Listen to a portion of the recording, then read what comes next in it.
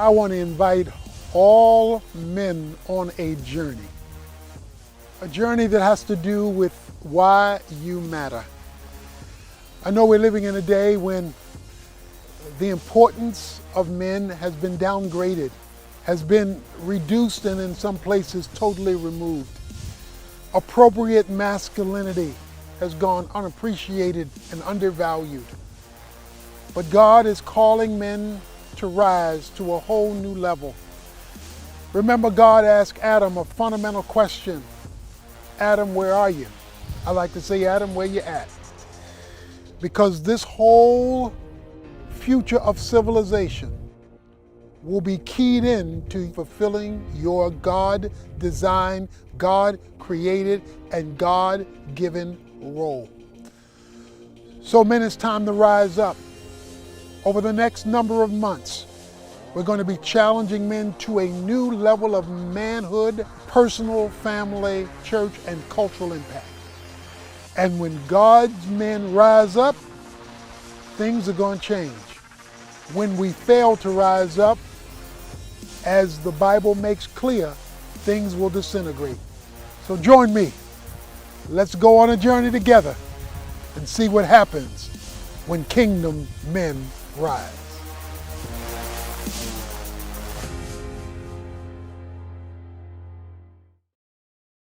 A man's malehood is tied to his plumbing.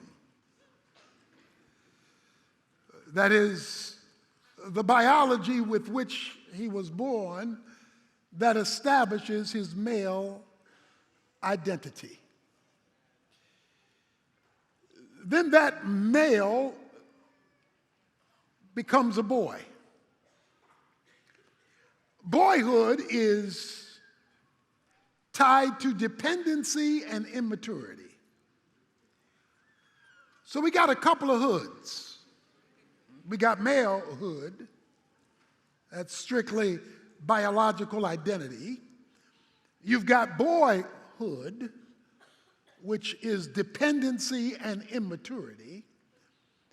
But the goal of malehood is manhood. And in the Bible, manhood is defined as responsibility under God. That is, from God's point of view, a male has not fully arrived to be a man until he's operating under the rule of God in relationship to God. So the question is, which hood are you in? Just malehood, immaturity, irresponsibility, boyhood, regardless of your age.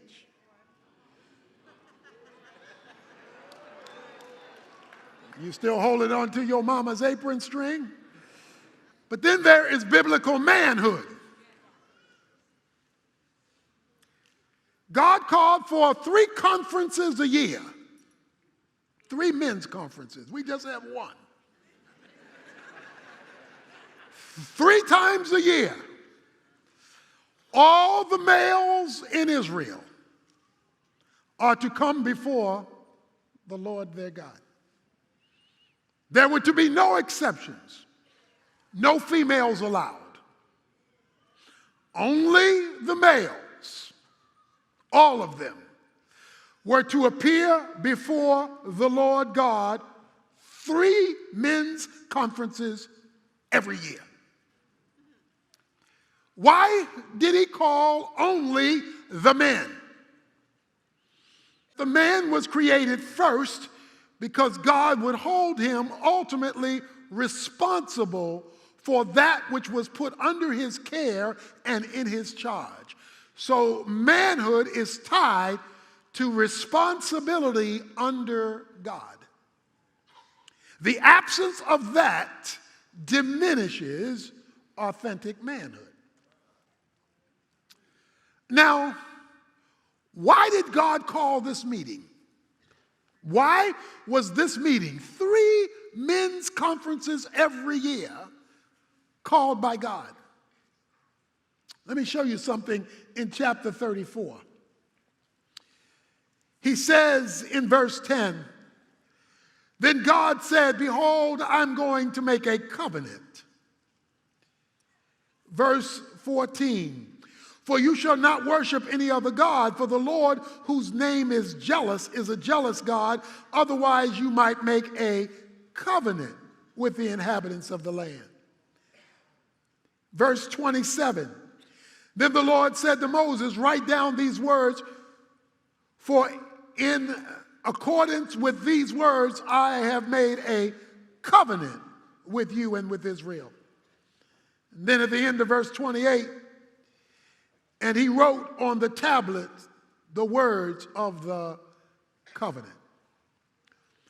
This is a word that you've heard me bring up many times, and it is the key word to define our relationship with God, and in this case, the man's responsibility under God. All the men. The word covenant means a divinely created bond. It was an officially established relationship between God and his people. And the word that God would use about an official relationship is the word covenant. He would covenant with us. God called all the men of Israel because he was establishing an official protocol, an official relationship that was to be authorized to the men and then spread out from the men to that which was their responsibility. That's called a covenant. Covenants are always official. They're not casual. They're in the spiritual realm. They are the mechanism through which God favors flow. His favor flows through his covenant. A synonym for the word covenant is covering. A covenant covers. As I've defined it before, it's like having an umbrella in the rain. The umbrella covers you. Doesn't stop it from raining, it just stops it from raining on you because you are covered. Now you can have an umbrella but not be under it. Well, even if you are in the covenant, if you are not under the covenant, you go uncovered. So we have a generation today of uncovered men. They may go to church, they may be Christian, but they're not covered. And if you are an uncovered man, that means it's raining on all the folk in your life too. Because you're uncovered, they're getting wet. God called all the men to covenant with them because they were to cover not only their own lives and their own family, but in this context, the whole nation. So the question on the floor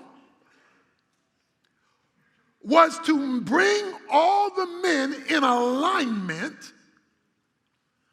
with the covenant so that they would be covered by God, so that that which they are responsible for in the covenant would be covered too.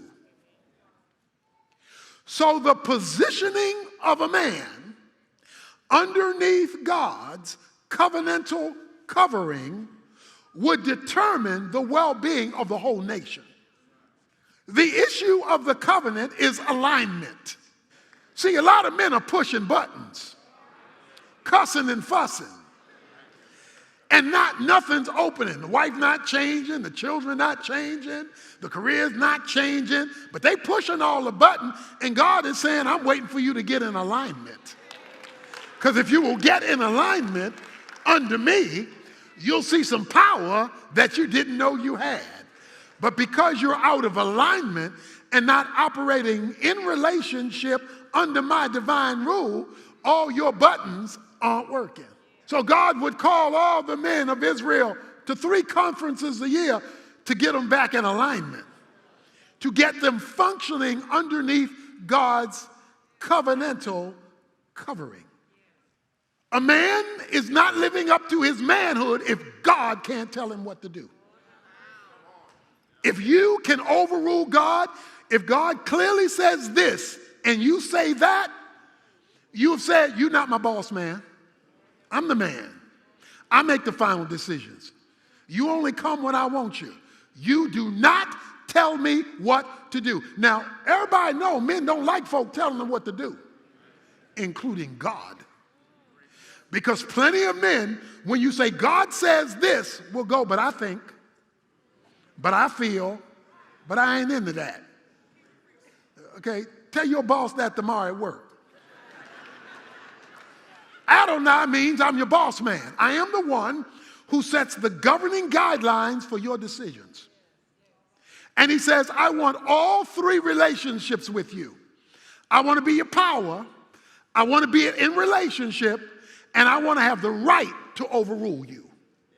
If God can't overrule you, you're not a man as far as he's concerned, you're a punk. Because you've not given him permission to be God over you or me. Whenever we buck him,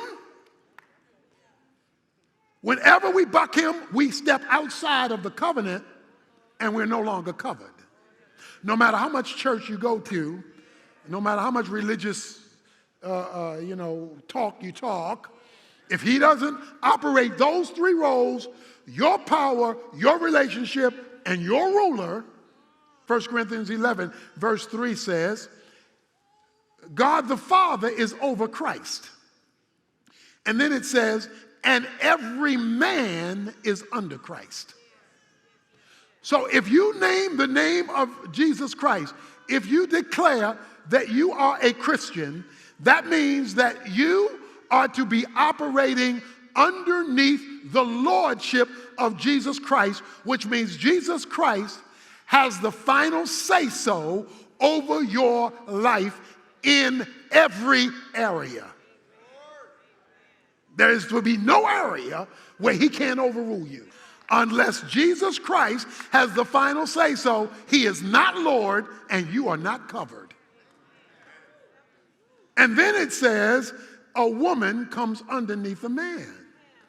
But a woman is supposed to only come underneath a man who's covered, so that she too is covered. Because if he not covered, it's a good chance she not covered. And so he called all the men to be under the covenant or under the covering. Psalm 25, verses 12 to 14. Oh, this is sweet. Watch this. Who is the man who fears the Lord? He will instruct him in the way he should go. His soul will abide in prosperity, and his descendants will inherit the land. Watch this. The secret of the Lord is for those who fear him, and he will make them know his covenant. That's why Exodus 33 is so critical. Verse 7. Now Moses used to take the tent and pitch it outside the camp, a good distance from the camp, and he called it the tent of meeting. Verse 9. Whenever Moses entered the tent, the pillar of the cloud would descend and stand at the entrance of the tent, and the Lord would speak with Moses. Verse 11. Thus the Lord used to speak to Moses face to face, just as a man speaks to his friend. When Moses returned to the camp, his servant Joshua, the son of Nun, a young man, would not depart from the tent. Then Moses said to the Lord, see, you say to me, bring up this people, but you yourself have not let me know whom you will send with me. I need some more information, God. Moreover, you have said, I have known you by name, and you have also found favor in my sight. Now, therefore, Lord, I pray you, if I have found favor in your sight, let me know your ways, that I might know you, so that I might find favor in your sight. Consider, too, that the nation or the people you've given me. Verse 17, the Lord said to Moses, I will also do this thing of which you have spoken, for you have found favor in my sight, and I have known you by name. Then Moses said, I pray you, show me your glory. And God said, I myself will make my goodness pass before you and proclaim the name of the Lord before you. You see what he did? He didn't wait for the conference. Says Moses built his own tent. He met with God regularly face to face because he knew the closer he was to God, the more information he'd get from God. And the more information he got from God, the better he would be able to fulfill his responsibilities in life. Too many men have failed to come under the covenant, bringing chaos to marriage, chaos to parenting, chaos to the culture, chaos to society. And I don't mean by that women don't have a responsibility. You are to be hearing from God. But you can't do that coming to church. You got to have your own tent. You got to have your own meeting place. You've got to have your own regular interface with the living God to pitch a tent. The passage goes on to say that a lot of folk, when Moses went to the tent, would stand at their tent. In other words, they didn't go to the tent. They just stood and watched what Moses was doing. Don't come in and watch my tent. Get your own tent so that you can hear God for yourself, speak into your mind, speak into your thoughts, speak into your circumstances. He says, and God met with Moses face to face.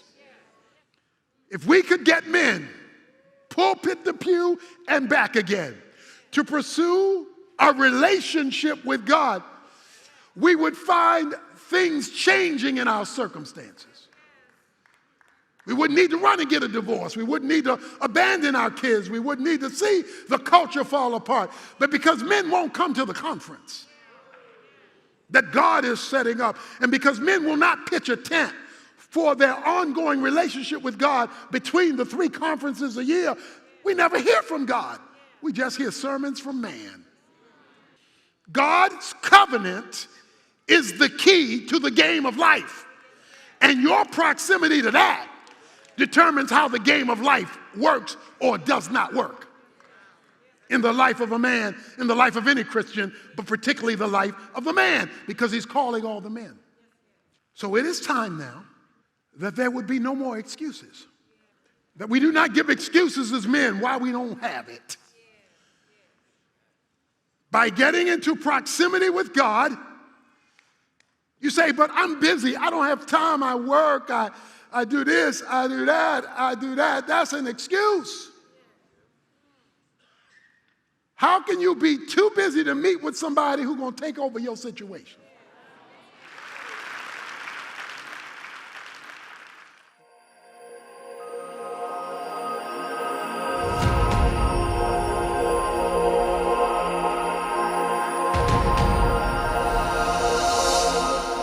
God told all the men of Israel that if they would come under his authority and under his covering, he would save their families and save their nation.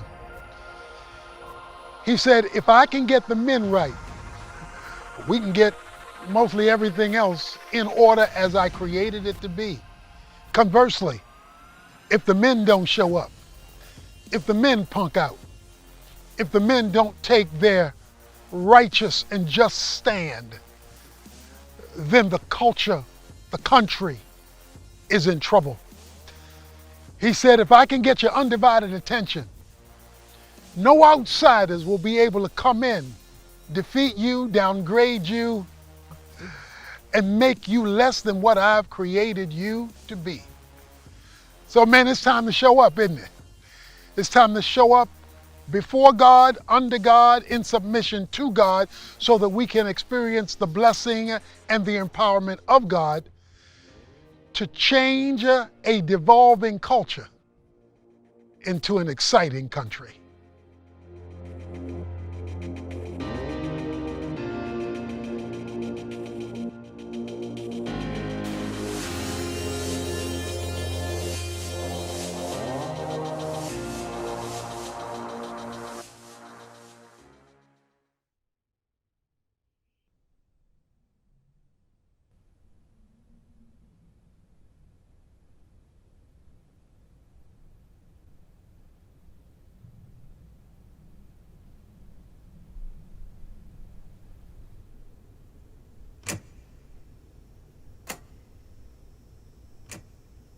what is possible. Win, lose, or draw, that's the outcome. But how you get there is almost infinite. 500 billion different positions to play, and each piece with the potential to be your greatest ally. A king.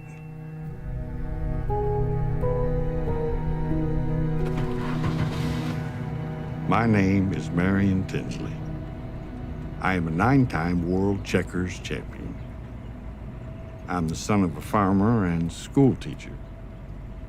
I have a doctorate in mathematics and used to keep track of how many hours I studied checkers until graduate school. I was at 10,000 hours. I practiced to the point where I can predict 30 moves ahead. I went 40 years undefeated in matches. Every piece is made for the infinite possibilities and with the same potential. Will it become what it's made for? What it needs to be? That depends on the hand controlling it. I can't will it, but I can practice it. I can envision it. I can play the plays that bring out its purpose to be crowned. God created all men for a purpose. He's created me for a purpose. If I rise up to it, fulfill it, I know that I'll leave more than just a mark on this game. They say I am a legend. That might be who this game knows me as, how it defines me. But I see myself first as a kingdom-minded man. I don't know why I'm made for this, wired for this, but I know it's part of my purpose. When a challenge I face is an obstacle to my calling, I know the strength I summon to overcome it is what I'm also made for and brings me closer to my purpose. Obstacles, we don't run from them, we overcome them. And I needed one, something to challenge me. I needed to battle against someone or something. I knew I had more purpose to fulfill, more of my calling left unanswered. They say the program, this AI, could see options so far in the future that its programmer and many of my friends were saying no human can beat it. Marion is a champion. He hasn't lost a game since 1983. But we're constantly getting better, and Chinook is always learning. We feel confident about London. So I agreed to the unbeatable.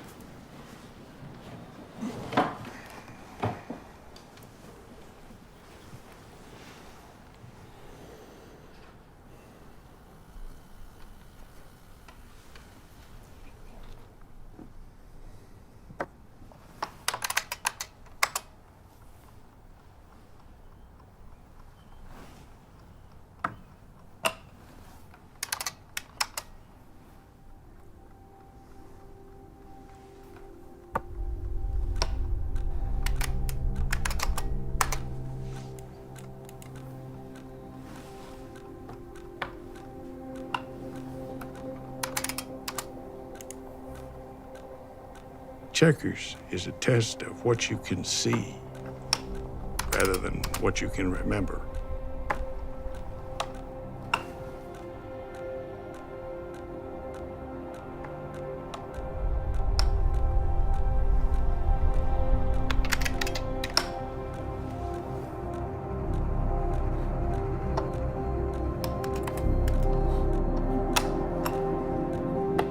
I began to think that Chinook might be the challenge that beats me.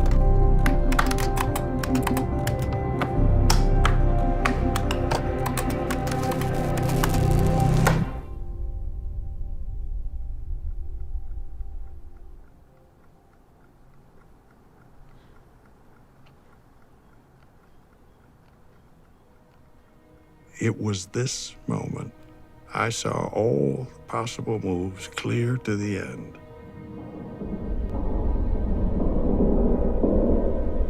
I knew I would win. You're going to regret that.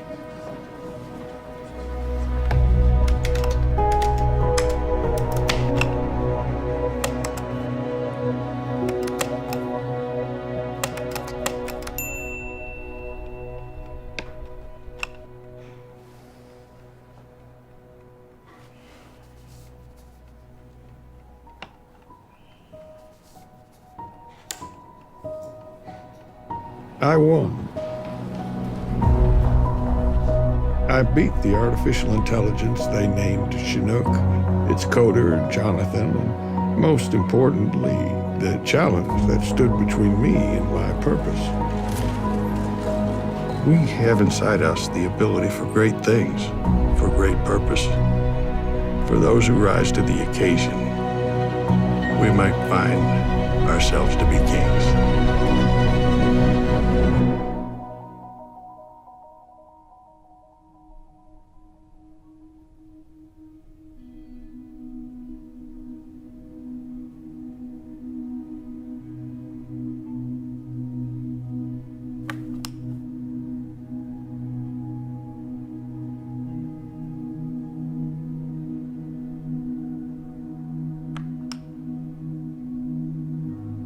Obstacles, we don't run from them, we overcome them.